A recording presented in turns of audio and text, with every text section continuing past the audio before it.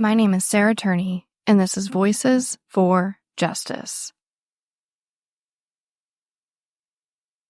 Last time on Voices for Justice, I left you with me leaving the police station after being told some pretty shocking things about my father, and learning that they were executing search warrants on our home right at that moment. In this episode, we will be going over the rest of the day from my point of view, but more so, I will be focusing on the official documents outlining the Phoenix Police Department's reasoning for searching our home, the execution of the search warrant, my father's reaction to it all, and the insane things they found in our home.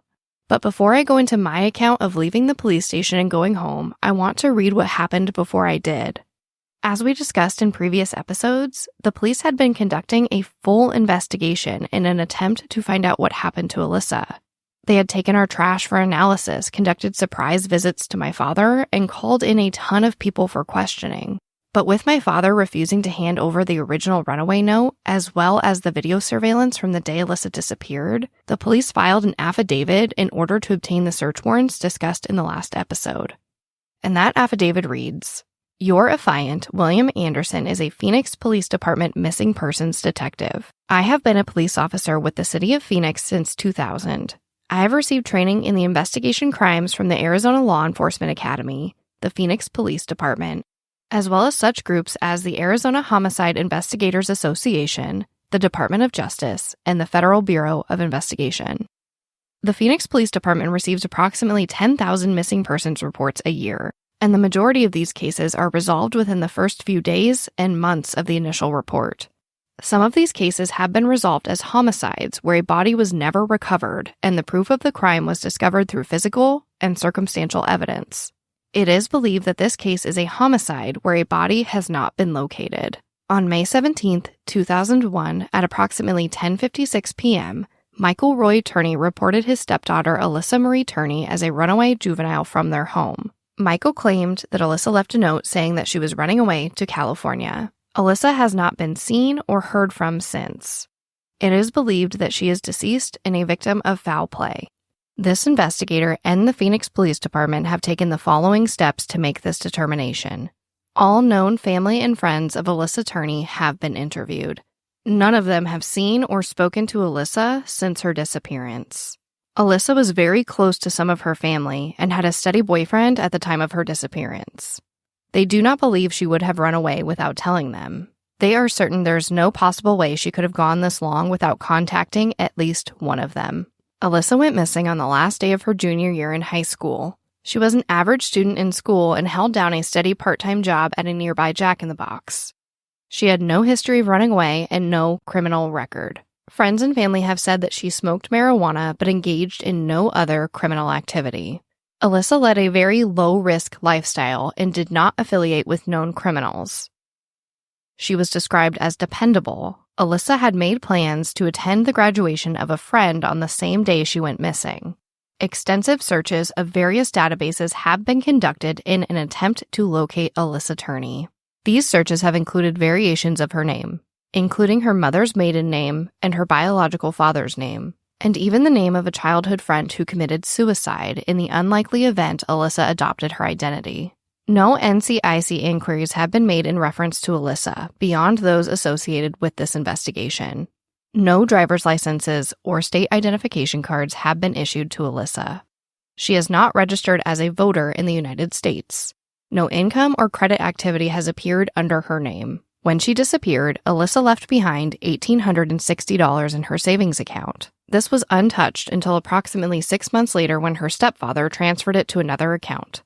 This was revealed via a subpoena of Alissa and Michael Turney's bank records. There has been extensive media coverage in reference to Alissa's disappearance, including bulletins on nationally syndicated print and media. She has been profiled on various missing person internet sites, including the National Center for Missing and Exploited Children, Project Jason, the North American Missing Person Network, and others.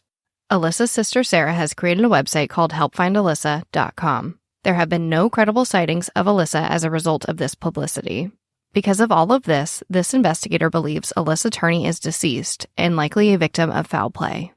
Various unidentified bodies located since Alissa's disappearance have been forensically compared to her, but none have been Alissa. Alyssa's DNA profile and dental records have been entered into NCIC and are routinely compared to unidentified remains. As background to this case, it should be noted that Michael Turney is not Alyssa's biological father. Alissa was born on April 3, 1984, to Stephen Strom and Barbara Farner.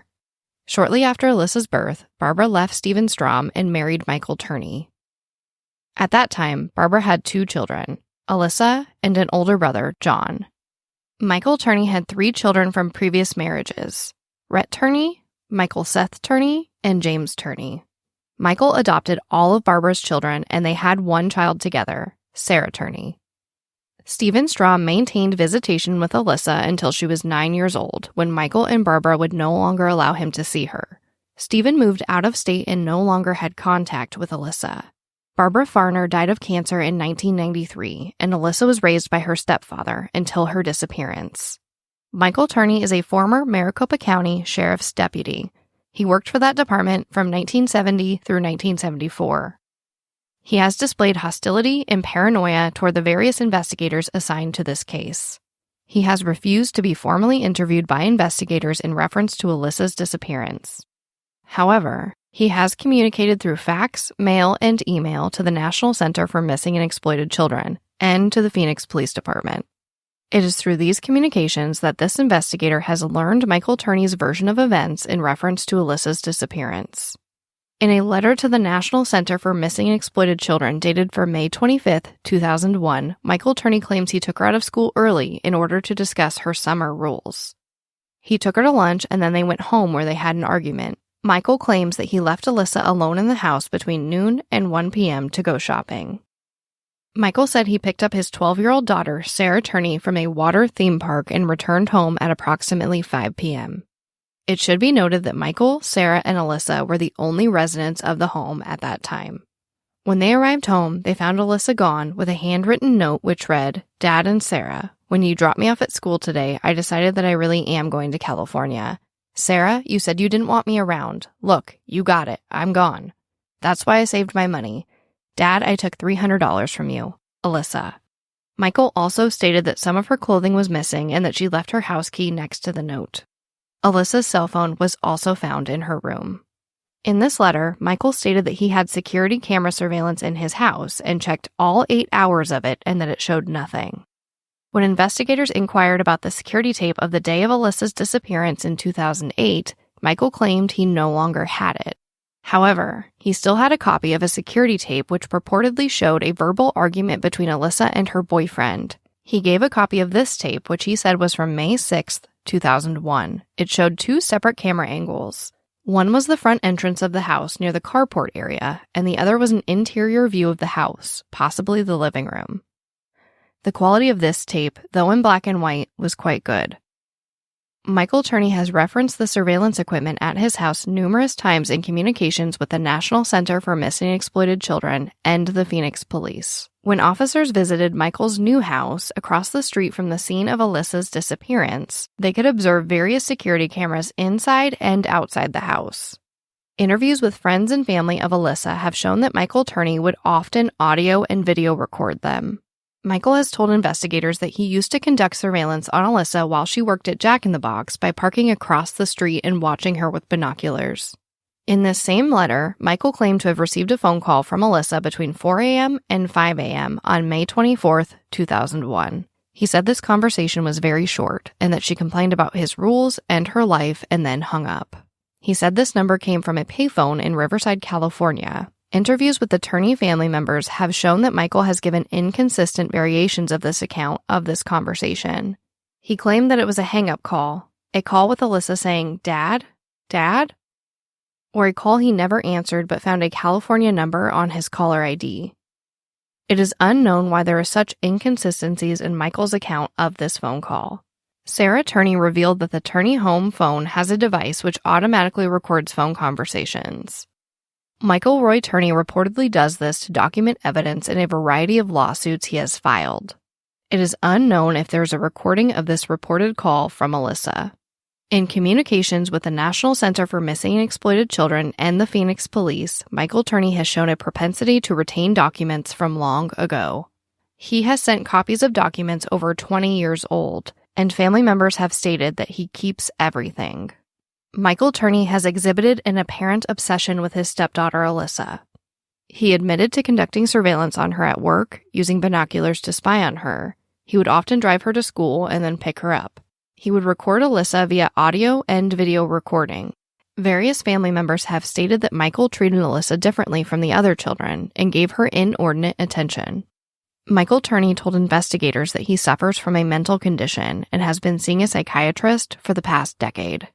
In an interview with Alissa's boyfriend at the time of her disappearance, he stated that Michael Turney would speak with him in private and say Alissa was seeing other males in an apparent attempt to cause them to break up. Investigators have not been able to locate any other romantic interests in Alissa's life. Alissa's boyfriend stated that he last saw her on the day she disappeared, when she stopped in his woodshop class at Paradise Valley High School and said she was being pulled out of school early by her stepfather. She said that she would talk to him later. John never heard from or saw Alissa again. He does not believe she would run away without telling him. Alissa's boyfriend also told this investigator a few months before Alissa's disappearance that she told him that her stepfather had tried something with her. Alissa was emotional and distraught when she disclosed this. Therefore, he took this to mean that her stepfather made sexual advances towards Alissa. Because she was so upset, he did not press her for details. Michael Roy Turney himself called Child Protective Services twice in May of 2000. He wanted the agency to know that Alissa was threatening to call CPS and say her stepfather was molesting her in an attempt to force him to buy her a truck. CPS never received any calls from Alissa, and no further investigation was completed. The ex-boyfriend of Rhett Turney called Phoenix police in March of 2008 and said that Rhett Turney, who is Michael Roy Turney's oldest son, expressed his belief that his father was molesting Alissa and had murdered her. It should be noted that Rhett Turney himself denied making these statements. In an interview with Sarah Turney, she stated that most of her sister's clothing and jewelry were left behind on the day she disappeared. She noticed the contents of her backpack had been dumped on the floor and the backpack was missing. Sarah found the note that was supposedly left behind by Alissa and questioned the authenticity. In particular, she stated that Alissa did not sign her name the way it appeared on the note. Other family members have also questioned the note. Many of Alissa's family members have been interviewed in reference to her disappearance. Almost all of them believe Alissa is deceased. There is disagreement on whether or not she would have run away from home. Almost all of them, however, admit that there is great animosity between Alissa and her stepfather. In 2002, Michael Turney moved directly across the street. He and Sarah Turney have resided there since then. In September of 2008, detectives went to the Turney household in order to go through Alissa's belongings and obtain the note which was supposedly left by Alissa. Detectives were not allowed to search the house and were given a photocopy of the note. Shortly after that visit, Michael Turney has refused to cooperate with the investigation. He is the only member of the Turney family to not cooperate with the police investigation or submit to an interview. In previous statements to the National Center for Missing and Exploited Children and the Phoenix Police, Michael Turney has stated that Alissa suffered from attention deficit disorder, and this would explain her impulsivity to run away. However, detectives have been unable to find any official medical diagnosis of this condition. In summary, Michael Turney has asserted that Alissa Turney ran away between the hours of 1 p.m. and 5 p.m. A note supposedly from her was found stating that she was going to California. At the time of Alissa's disappearance, there was video surveillance on the exterior and interior of the home. While it is possible that Alissa could have avoided the security camera angles, it is unknown why she would do this when she was plainly running away and leaving behind a note. Michael Turney said that he spoke to his neighbors after Alissa's disappearance, and none of them saw her leave the house that day. At the time of Alissa's disappearance, she had $1,860 in her bank account. This was not accessed. If she indeed ran away to California, it is unknown why she would not remove this large amount of cash from her account. She did not tell her boyfriend, family, or friends of any plans to run away. Very little of her personal property was missing. She left her jewelry and personal effects behind. Additionally, Alissa did not take a vehicle which was at the residence when she went missing. Given these facts, it appears that Alissa likely did not leave the house and was a victim of foul play inside. Consequently, it is necessary for the detectives to investigate this home as a potential crime scene. During a canvass of the neighborhood in September of 2008, the current resident of Turney's old home was contacted. They expressed hostility towards police and would not allow them to access the house. Michael Turney has video surveillance of his property at the time of Alissa's disappearance, but this has never been provided to investigators. This video would likely show potential suspects and help ascertain what happened to Alissa on the day of her disappearance. After interviewing numerous friends, family members, coworkers, and acquaintances, and following every possible lead of this case, investigators have come to a dead end. All investigative efforts have failed to discover any person who talked to or saw Alissa Turney after she was taken out of school by her stepfather. With the exception of Michael Turney, every person contacted has been willing to be interviewed or do whatever it is necessary to assist in finding Alissa. Furthermore, investigators have tried on several occasions to talk to Michael Turney in order to seek his cooperation in resolving this case. To this day, for reasons unknown, Michael Turney has refused to cooperate with investigators. In the driveway of the home, there is a white 2003 GMC pickup registered to Michael Roy Turney. The vehicle has a matching white camper shell over the pickup bed. Through the window, there are plainly visible duffel bags and camping equipment which may contain items removed from the home. Located in the enclosed backyard, there is a tan 1993 Chevrolet van registered to Michael Turney. Through the glass of the van, there are blue and green tubs covered with tarps. These storage devices may contain items removed from the home. 3 storage sheds are also enclosed in the backyard. It is respectfully requested that the vehicles and storage sheds be added to this search warrant as they may contain items of evidence sought in connection to this investigation. And the search warrant is signed by Detective William Anderson as well as a judge, justice of the peace, or magistrate. And with their search warrant in hand, the Phoenix Police Department went to our home to detain my father and search for evidence of foul play in Alissa's disappearance. But first, they set up surveillance. And I found out a few years ago that my friend Keith remembers being at our home the night before and morning of the raid. Why I feel compelled to include this is because if Keith remembers seeing surveillance as just a 20-year-old kid with no law enforcement background, I find it hard to believe that my father didn't notice it too. Here's what Keith remembers seeing. And of course, one of the biggest reasons I wanted to have you on the podcast is because I found out a few years ago that you spent the night at my house the night before the raid. Mm-hmm. So can you tell me what you remember about that? We were hanging out, we were drinking. That was pretty much your dad's mentality, was we could do whatever we wanted. We just stayed in your room, and we were drinking, having a good time. And then you had school the next day, and, I had to go do something, and I lived on the other side of town, like 45 minutes away. So I left early in the morning. Yeah, like I said, it was pretty much a normal night, hanging out or whatever. And then I slept on the couch, and then in the morning, I think I woke up before you guys. I went out back, smoked a cigarette. And then when I came in, I don't know if you were getting ready, but I didn't see you that morning. I only saw your boyfriend, and I was kind of like, all right, I'm going to get out of here, and I left. And as I was leaving and getting in my truck, I noticed that across the street that, there was literally a guy sitting in your stereotypical, surveillance van. No labels on it, nothing like that. And he looked right at me and put his 2 fingers up to his ear, his right ear, like they do in the movies, and stared right at me. And I could tell he was either giving a description or whatever, but he was talking about me. And I remember I started driving away, and I called and I said, hey, just to be, just a heads up, someone's house is going to get raided in the neighborhood because there's a bunch of cops out here and they're, being real vigilant. Like I said, I don't know if my father knew that the police were watching at that moment. But remember, he complained about being watched by the police previously. So again, I'm inclined to think that he was on high alert and possibly knew this was coming, which makes what they found on him even more terrifying. The report reads, on December 11th, 2008, at 6 a.m., a surveillance was set up on Michael Turney's residence. The purpose of the surveillance was to serve Michael Turney with a court order to obtain identifying characteristics from Michael Turney. The listed officers had received information from Sergeant Chapman that Michael Turney owned several firearms, a ballistic vest, and possible explosives. Sergeant Chapman also stated that Turney had exhibited paranoia and hostility towards police officers. Therefore, it was decided for officer safety reasons that Michael Turney would be served with the court order when he exited his residence, so that Turney would not have access to his weapons.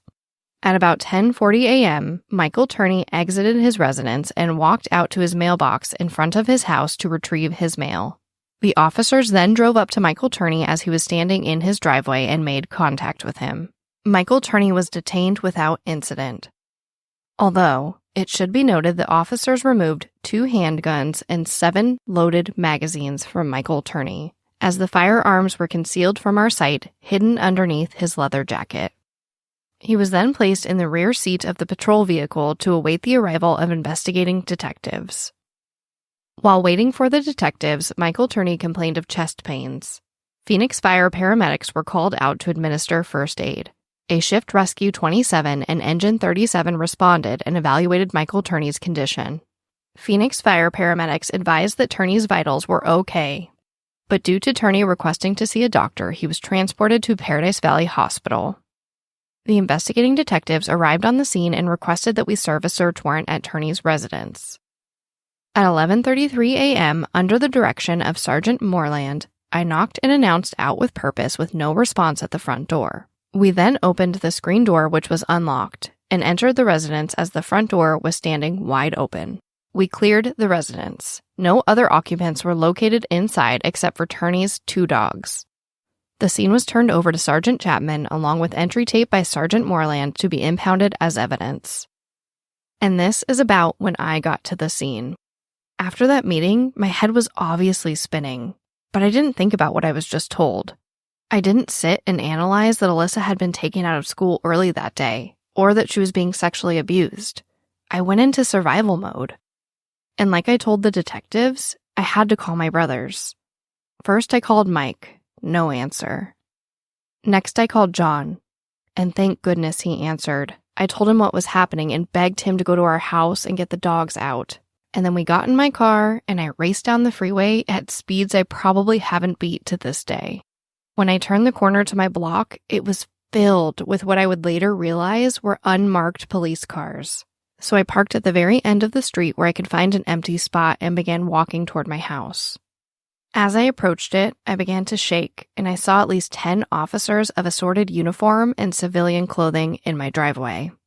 As I approached, I could swear that they all looked up at me in unison, not one smile among the bunch. I believe I just said, "I live here." They informed me that I would not be able to return to my home that night, and they would allow me to collect some items in a moment. So I sat on the curb by my neighbor's house, smoked my boyfriend's cigarettes, and waited. I saw the Mobile Activity Command Van, or MAC van, as described by Detective Summershoe in our meeting. My gaze switched between the officers surrounding my home and the van. I was shaking and trying not to cry. I was worried about my dogs, my dad, school, my life, my future. I was worried about everything all at once. I watched the officers joke and laugh and get pizza delivered to the van as lunchtime was approaching. It felt so unreal that life had the audacity to continue in such a routine way while my world was falling apart right in front of me. But eventually my brother John arrived, and quickly after, so did Detective Summershoe. He and another detective escorted me and John into the house to retrieve our dogs and grab items I needed for the night. But only 2 of our 3 dogs were accounted for. John took the 2 that we found and went to our brother Mike's house. I stayed behind and asked the officer if he had seen a small white dog. The officer stared at me with no expression and informed me that there was no 3rd dog. Now, I like to think that I had stayed relatively cool, calm, and collected given the circumstances, but this is when I absolutely lost it. Tears streaming down my face, I began yelling at the officer. I can't tell you exactly what I said verbatim, but I'm pretty sure it was something along the lines of, "What do you mean there was no dog? You can't just do this to people. You ruined my entire life and now you're telling me my dog doesn't exist? What's your badge number?" And I'm sure I threatened to sue the police department into oblivion, all in the name of my dog. But I had limited time in the house and had to grab what I needed for the night, so I began putting items into a bag. Dog food for the dog that didn't exist, clothing, toiletries, etc. What I didn't know was that they were watching everything I put into my bag. And I happened to be on my period, so I put tampons in my bag, but apparently the officer didn't see and quickly asked, "What did you just put into your bag?" My response was to yell, "Tampons," and dump out my entire bag on the couch for them to search. Although I'm not proud of the way I acted towards officers when confronted with the fact that my dog was missing, had they just acknowledged that my dog even existed in the first place, as opposed to treating me like an insane person, I imagine things would have happened differently. But after being escorted through my home and having my items searched, I left my house and began driving around my neighborhood looking for my dog. But then I realized that I forgot to grab his microchip information. So I drove back towards my house, but by that time, the entire street had been blocked off with crime scene tape. So I stood at the end of my street and asked an officer if I could re-enter the house to grab the information or if they were able to grab it for me. My requests were denied. So I stood at the police tape, obnoxiously screaming my dog's name, thinking to myself that I didn't care if I ever saw my father again, as long as I got to see my dog. And as I stood there crying, my dog came out from the neighbor's bush about 20 feet from where I was standing and ran to me. He was shaking, and I held him sobbing in the middle of the street. With a lot of sass, I informed the officer that I found the dog that never existed and retreated to my brother Mike's house for the night. But while I was having a meltdown over my dog, the detectives continued to search the home. The police report continues. It should be noted that there were approximately 5 exterior surveillance cameras at various places on the house. These were hooked up to surveillance monitors inside the house, one in the living room and one in Mike Turney's bedroom. Once inside the house, it was discovered that there were vehicles and exterior sheds on the property which contained large amounts of property. Detective Anderson then offered an addendum to the warrant for these areas. Forensic psychologists Aaron Spears and Stephen Pitt, who had been consulting on the case, were escorted through the property by Sergeant Chapman and I. Detective Olson then began documenting firearm evidence found in the residence. Detective Chapman and Bruja assisted him. At approximately 2:10 p.m., Detective Chapman located what appeared to be a number of improvised explosive devices in Mike Turney's bedroom. At approximately 2:10 p.m., Detective Champion located what appeared to be a number of improvised explosive devices in Mike Turney's bedroom. Because of this discovery, all personnel were ordered out of the residence and the perimeter was extended outward to a safe distance. The Phoenix Bomb Squad was contacted and mobilized to respond. Detective Anderson then authored another addendum to the warrant to cover found explosives and weapon violations. Efforts were then made to evacuate the neighborhood to a safe location while Phoenix Bomb Squad attempted to secure the various IEDs. The Phoenix Bomb Squad arrived and was briefed. They made entry into the Turney house at approximately 3:40 p.m.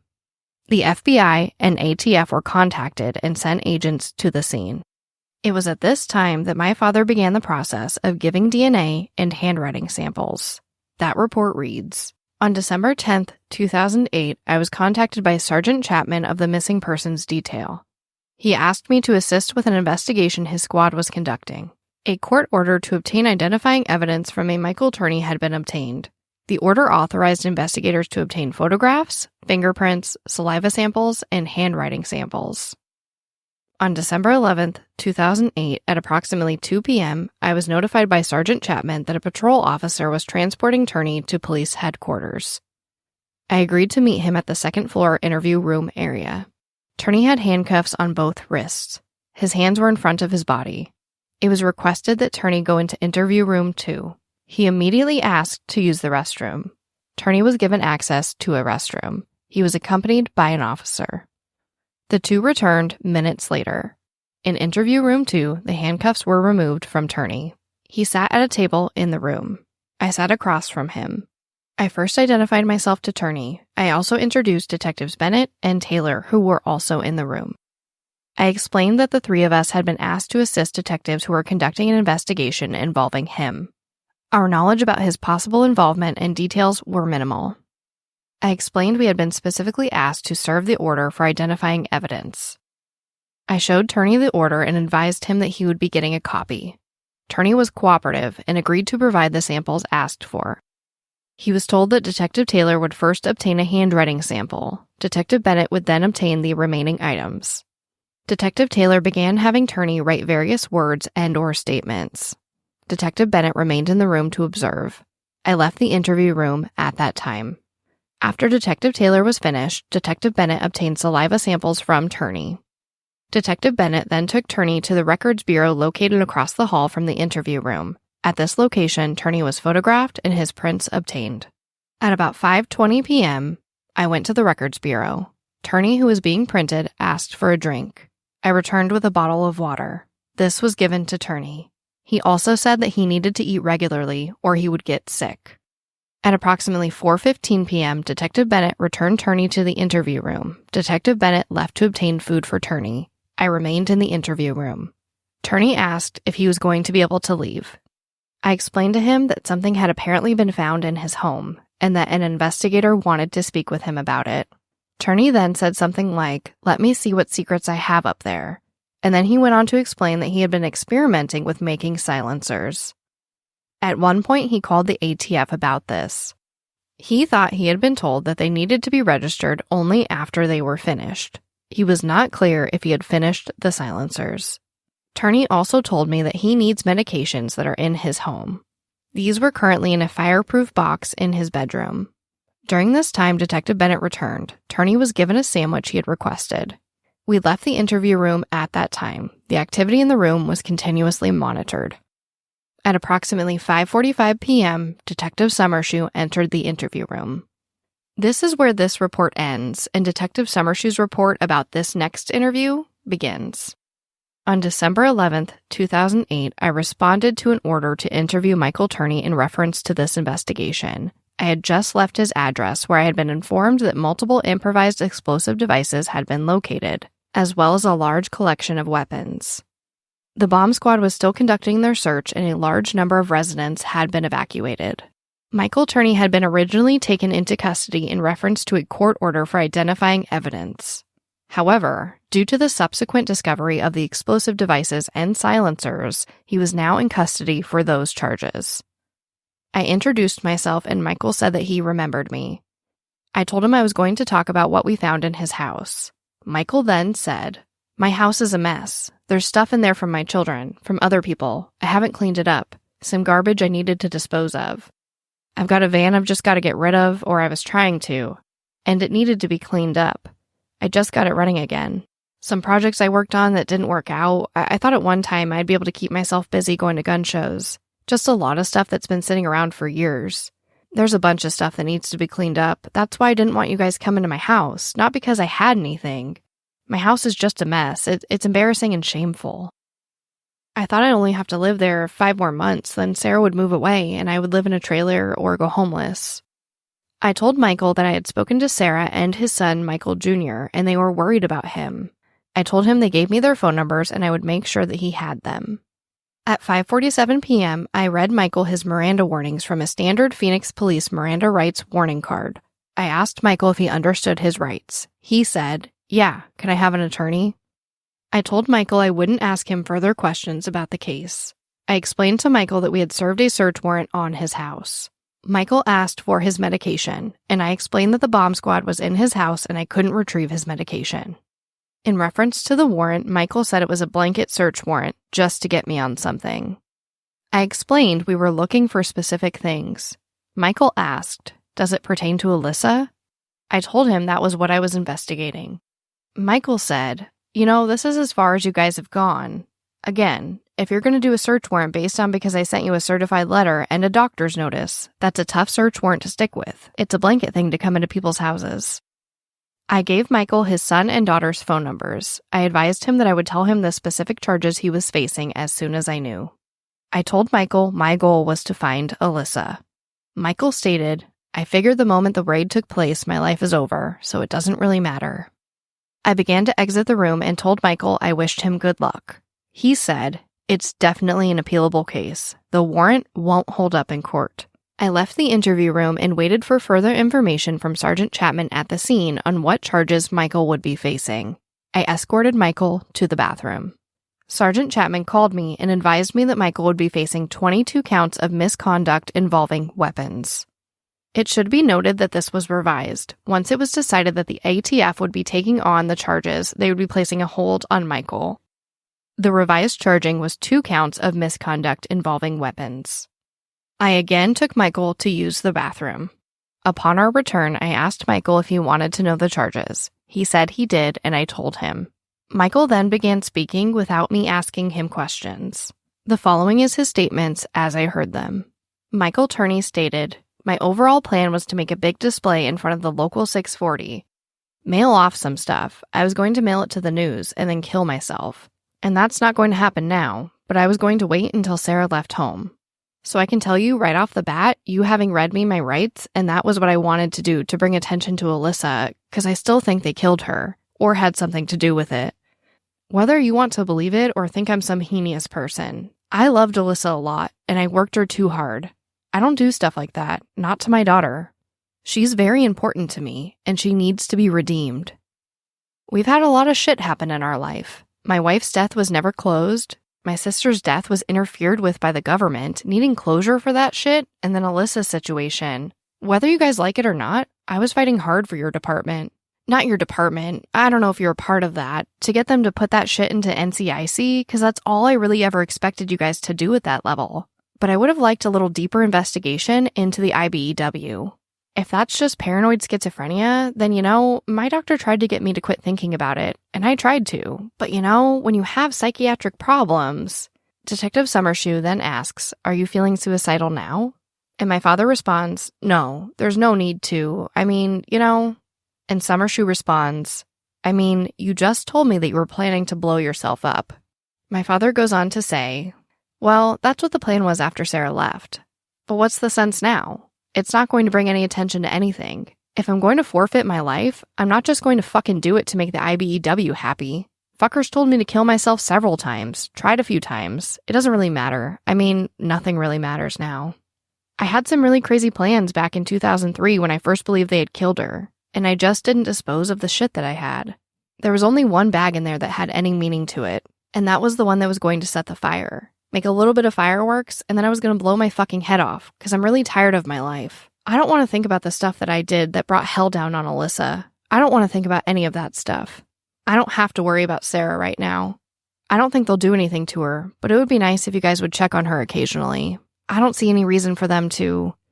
Detective Summershoe says, "Sarah isn't facing any charges. She's got a bright future. She seems to be very smart." And my father goes on to say, "I just need to get the message to her for her to move on with her life and forget about me, because I'm gone. Not that I'm going to kill myself. I don't expect to get out of anything too soon. I'm not going to try to get out of that shit. I would just prefer to get a few of these psychiatrists together, all 6 of them, to get them together and do what they should do, to just commit me, put me in some place. I've got a lot of medical problems wrong with me, and that's not going to be taken care of in jail. It's a bad state to ask for that shit because we don't look at psychiatry." Detective Summershoe asks, "You've never been booked into jail?" And my father responds, "I've never been booked for anything. I've gotten 7 speeding tickets. I've gotten no prior criminals or anything. There was never any intent to kill anyone but myself. In 2003, there were some really serious thoughts, but again, I wouldn't do that to Sarah. She's lived without her mother since she was 4.5. And when she came, so many times checking to see if I was just still there, I can't tell you how many times I thought about running away. In fact, when I went to California in 2007, I almost didn't come back, but I started feeling guilty." Michael Turney continued to talk for some time. He later made the statement, "I'm glad this is over with so I don't have to worry about that shit anymore." Booking paperwork was completed by Detective Anderson, and Michael was then transported to the 4th Avenue jail by patrol officers. But my family and I didn't know what was going on. We knew that our father had been taken in for questioning and DNA and handwriting samples, but we couldn't understand what was taking so long. It wasn't until we saw the evening news that we heard that they had evacuated the neighborhood. And then investigators say they removed 26 homemade pipe bombs, 3 incendiary devices, 2 unregistered silencers, and 19 high-caliber assault-style firearms. They said it was the largest explosive seizure in Arizona history. I just felt numb. I remember sitting in my brother Mike's backyard, smoking a cigarette and drinking something alcoholic, And my brother John turned to me and said, "Do you think Dad could have done something to Alissa?" But the truth was, I didn't. I really didn't. And then my father called. My brother Mike answered the phone and immediately handed it to me. There was no question as to who he would speak to first. They knew I needed to talk to him. All I remember is bursting into tears and him trying to explain to me how much money he needed for bail. It was about everything I had saved up for college, and I was ready to give it to him. But before we could get to a bail bondsman, the news announced that his bail had been dramatically increased. The next day, the police continued their search of the home, as well as the van in our backyard. That report reads, on December 12, 2008, officers from the Phoenix Police Department served a search warrant on the home of Michael Turney. The warrant was authored to obtain evidence in relation to a missing person now believed to have been the victim of a homicide.